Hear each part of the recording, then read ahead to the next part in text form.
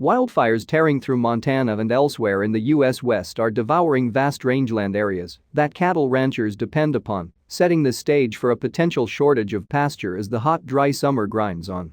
On the Northern Cheyenne Indian Reservation, firefighters and local authorities scrambled to save hundreds of homes in the path of a fire that started Sunday and exploded across more than 260 square miles, 673 square kilometers, in just a few days, triggering evacuation orders for thousands of people. Some ranchers stayed behind to help fight it. Yet as flames charred mile after mile of rangeland and forest, they could do little to protect cattle pastures that are crucial to economic survival for families on the remote reservation.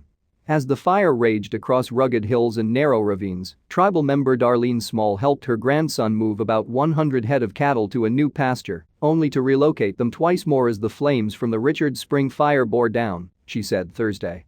An extreme drought that's blanketing the West has made matters worse by stunting vegetation untouched by fire. They've got to have pasture where there's water.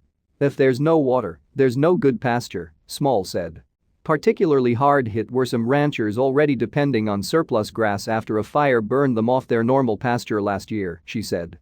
Meanwhile, California's Dixie Fire, which started July 13 and is the largest wildfire burning in the nation, threatened a dozen small communities in the northern Sierra Nevada, even though its southern end was mostly corralled by fire lines. The fire has burned 790 square miles, 2,000 square kilometers, destroyed about 550 homes, and nearly obliterated the town of Greenville last week. It was 30% contained. The Montana blaze was primed over the last several days by swirling winds and hot temperatures.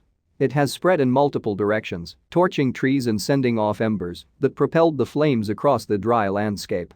The fire crept within about a mile, 3.2 kilometers, of the eastern edge of the evacuated town of Lame Deer Wednesday night, Northern Cheyenne Tribe spokesperson Angel Becker said. It passed over a highway where officials had hoped to stop it, putting the southern portion of the reservation at increased risk, officials said. As it closed in on the east side of town and a second fire ignited to the west, tribal officials late Wednesday urged residents who did not heed an earlier evacuation order to flee.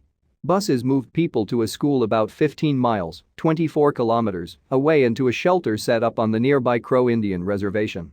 Lame Deer, a town of about 2,000 people, is home to the tribal headquarters and several subdivisions. We had some people who refused, but the majority of our elders and women and children definitely left with that last push, Becker said.